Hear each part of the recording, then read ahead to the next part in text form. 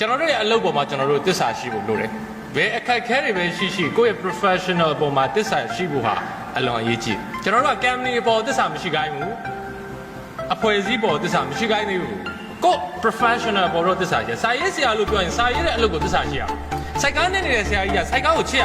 ။စိုက်ကားကိုချစ်ရ။ဒါမှ owner ဖြစ်လာမယ်တိုးတက်လာမယ်အောင်မြင်လာမယ်။ကိုယ့်ရာနေကိုယ့်ရာကိုချစ်ရ။ဒီနေ့မန္တလေးမှာအောင်သမားကြီးဦးအောင်ဟိုတခုအောင်ကိုယ့်ရာတွေကကိုယ့်ရာကိုချစ်တယ်ရွှေဆိုင်လုံးမှာရွှေဆိုင်ကိုချစ်တာမဟုတ်ဘူး။ဒါကြောင့်သူ့ရဲ့ကိုရစိုင်းဘုတ်ကလေးသူချိန်ထားတယ်။ကိုရရတယ်လည်း very happy ပျော်ပျော်ပါပါရတယ်။အချင်းဆိုပြီးကိုရတယ်သူကိုရရောင်းတော့ရတယ်။အဲ့တော့ဘယ်လို့အခက်အခဲတော့ရှိမယ်။သို့တော့ professional ကိုချစ်ဖို့နဲ့အခက်အခဲတွေကြုံလာတဲ့အခါမှာဒီ professional ပေါ်မှာကျွန်တော်တို့ရဲ့ confidence ဟာဘဝအောင်မြင်တိုးတက်ရေးအတွက်အရေးကြီးပါ။လူတွေအားလုံးကကျွန်တော်တို့ယုံကြည်စေခြင်းတဲ့အတိုင်းယုံအောင်တော့လုပ်လို့မရဘူး။ကျွန်တော်တို့ဘုရားသခင်မဟုတ်ဘူး။ကျွန်တော်လူတိုင်းကြောက်အောင်လုပ်မှကျွန်တော်အောင်မြင်မယ်လို့ပြောရင်လင်းတိုင်းညောဟာ UV တည်သွားဖို့ပဲရှိတယ်။ယူတော့မအောင်မြင်တာကိုလုံးတဲ့လို့ယူတယ်ကျွန်တော်တို့ကဟောပြောတဲ့အတက်ပညာယူတယ်စာရေးတာကိုယူတယ်ယူလောက်အောင်ချစ်တယ်ခိတ်ချိန်စားခြင်းနဲ့ကိုချစ်တယ်ဟောပြောဖို့ဆိုရင်ကျွန်တော်7နာရီကျွန်တော်တကယ်ပြောတာဇက်တိုက် non stop ပြောတယ်ကျွန်တော်အခုပြောတယ်လောကရေပတော့ဒီနေ့စောင်းရည်ဆိုရေပတင်တာကျွန်တော်တို့ရဲ့အလုပ်ပေါ်မှာချစ်ဖို့เนาะကျွန်တော်တို့ဆိုတော့ကျွန်တော်ကပြောသလိုကိုလုပ်တဲ့အလုပ်ပေါ်မှာကိုပိုင်လုပ်ငန်းပဲဖြစ်ဖြစ်ဝန်ထမ်းပဲဖြစ်ဖြစ်ကိုယ့်လုပ်ကိုချစ်ဖို့ဟာအလွန်အရေးကြီးတယ်အဲ့ဒီအလုပ်ပေါ်မှာကျွန်တော်တို့ကသစ္စာရှိဖို့နိုင်ငံသားတွေအနေနဲ့ကတော့ပြောင်းစုသမ္မတမြန်မာနိုင်ငံတော်ပေါ်မှာကျွန်တော်တို့ကသစ္စာရှိရ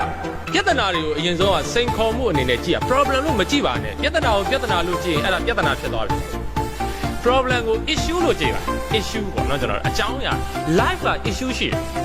ပြဿနာဟိုကျွန်တော်တို့ကခေါ်တာ challenge စိန်ခေါ်မှုရှိတယ်မတေချာမှုတွေရှိတယ်စိန်ခေါ်မှုကိုလက်မခံခြင်းလူတော်ဖြစ်မလာဘူးလေကျွန်တော်တို့ကဝေးကလေးစိန်ခေါ်မှုတွေနဲ့ကျွန်တော်တို့ကကြီးလာတာဖြစ်ပါတယ်ဒါကြောင့်ကျွန်တော်တို့ကအဲ့ဒီ issue အနေနဲ့ကြည့်ပြီးတော့ကျွန်တော်တို့နိုင်ငံလောက်ပြဿနာများတာမရှိဘူးဆိုလိုတာကလူချင်းမင်းတို့အနေနဲ့ live မှာလူချင်းမင်းတို့ဘာလာကျွန်တော်တို့တွေကလောကတံမြာကြီးပြင်တံမြာကြီးဖြောတောက်ဖို့လိုတယ်ဒါပေမဲ့ကျွန်တော်တို့မှာ strategy ရှိဖို့လိုတယ်အဲ့လိုပြောင်းမှုကကျွန်တော်တို့မှာခိုင်မာတဲ့မဟာဗျူဟာနဲ့ယုံကြည်မှုကတော့ရှိဖို့လိုတယ်အဲ့ဒီတစ်ခုကတော့မဖြစ်မနေရှိဖို့လိုတယ်အရေးကြီးဆုံးပထမတစ်ချက်ကတော့ကို professional ကိုယုံကြည်ဖို့ပဲပြီးကို professional ကိုသစ္စာရှိဖို့နဲ့ဒီ professional ကိုကျွန်တော်တို့ဟာbuild up လုပ်ခေါ်တာပေါ့တိဆောက်ဖို့ဟာကျွန်တော်တို့အရေးကြီးတယ်အဲ့လိုရှိမယ်ဒုတိယတစ်ဆင့်ကတော့မဟာဗျူဟာရှိဖို့လိုတယ်စိတ်ဆိုတာကျွန်တော်တို့ကစိတ်ထားကောင်းမှုလိုတယ်တစ်ချက်ဒါပေမဲ့စိတ်ထားကောင်းရုံနဲ့မရဘူးလောကမှာစိတ်ထားကောင်းပြီးမအောင်မမြင်ဖြစ်နေတဲ့သူတွေလည်းရှိတယ်အဲ့တော့စိတ်ထားကောင်းဖို့လည်းလိုတယ်မြင့်ဖို့လည်းလိုတယ်တော့နှစ်ချက်ပေါ့နော်ကျွန်တော်တို့ကတချို့လူတွေကစိတ်ထားမြင့်ပြီးတော့စိတ်ထားမကောင်းတာလည်းရှိတယ်အဲ့တော့သူတို့ဒီစိတ်ထားမြင့်တဲ့အတွက် highest position တွေမှာရောက်တယ်ဥပမာလူတိုင်းမှာအားနည်းချက်ရှိတယ်ပြင်လို့မရတဲ့အားနည်းချက်တွေရှိတယ်လက်ခံမှာ accept ကျွန်တော်ကလည်းအားနည်းချက်ရှိပြောတာလေလူချင်းတို့မှာမိုးရပါအားနည်းချက်တွေရှိတယ်နော် problem ကိုပဲဘဝမှာဖြေရှင်းလို့ရမှာပြဿနာကိုပဲဖြေရှင်းလို့ရမှာအားနည်းချက်မှန်သမျှကိုဖြေရှင်းလို့မရဘူးကျွန်တော်တို့ကအဲ့ဒါအားနည်းချက်ကိုဖြေရှင်းဖို့မရတဲ့အားနည်းချက်ကိုဖြေရှင်းဖို့ကြိုးစားနေလူချင်းမင်းအသက်တာတည်သွားမယ်စိတ်ဆင်းရဲပြီးတည်သွားလိမ့်မယ်အောင်မြင်နေတဲ့သူတွေဆိုတာ perfect ဖြစ်နေတာမဟုတ်ဘူးဘာပေါင်းစုံပြည့်စုံလို့အောင်မြင်သွားတာမဟုတ်ဘူးလေသူအားနည်းချက်နဲ့သူအတူတူနေတတ်သွားလို့အောင်မြင်သွားတာအဲ့ဒီ chemistry ကိုကျွန်တော်တို့ကသိဖို့လိုတယ် accept အဲ့ဒါပဲဝါတာလက်ခံပေါ့ဒီကျွန်တော်ရဲ့ marketing policy ကျွန်တော် company တွေကိုလွန်ခဲ့တဲ့နေ့ကပဲ company ကျွန်တော် marketing တင်တယ်အဲ့ဒါလေးကိုမှတ်ရပြောခဲ့ကျွန်တော် marketing တင်တဲ့ company ဆိုမှာကျွန်တော်ရဲ့အဓိက marketing policy တွေသူများမကောင်းကြောင်းဘယ်တော့မှမပြောဘူးကိုကောင်းကြောင်းတော့ကိုနာပြောရမယ်သိလားမသိသူများ product မကောင်းကြောင်းဘယ်တော့မှမပြောဘူးကို product ကောင်းကြောင်းမှကိုမပြောရလို့မရ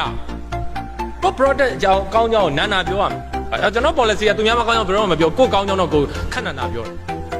အဲ့ဒါကိုဖို့မသူတော်နဲ့မမားနဲ့နော်ကျွန်တော်မြန်မာ business မှာပြောတာ business မှာလူချင်းမင်းက best မဖြစ်မဝယ်ဘူးနော်အဲ့ဒါအရင်ရေးကြည့်တယ်လူချင်းမင်းဒီနေ့မွေးငါးရောက်မယ်ကျင်းညာပါရန်ကုန်မြို့မှာကိုမွေးငါးအကောင်းဆုံးဆိုကျင်းညာနိုင်မှဝယ်မှာနော်လူတွေကဝယ်နိုင်မယ်ဆိုရင်တော့ဘာတွေပဲလိုချင်လဲအကောင်းဆုံးတွေပဲလိုချင်တယ်ဆိုတော့တုံးရင်ကျုံတို့ customer ကို product ကောင်းကြောင်း highlight လုပ်ရမှာပဲကျွန်တော်လိန်တာတော့မဖြစ်ရအောင်ဒါပေမဲ့facts ကိုတော့အစိတ်ကိုဆေးလို့တော့မရောင်းလို့တော့မရဘူးကျွန်တော်တို့အဲဒီဆက်တဲ့ democracy စနစ်ကိုလေးစားတယ်ကျွန်တော်တို့ကဝေဖန်တာမျိုးရှိမယ်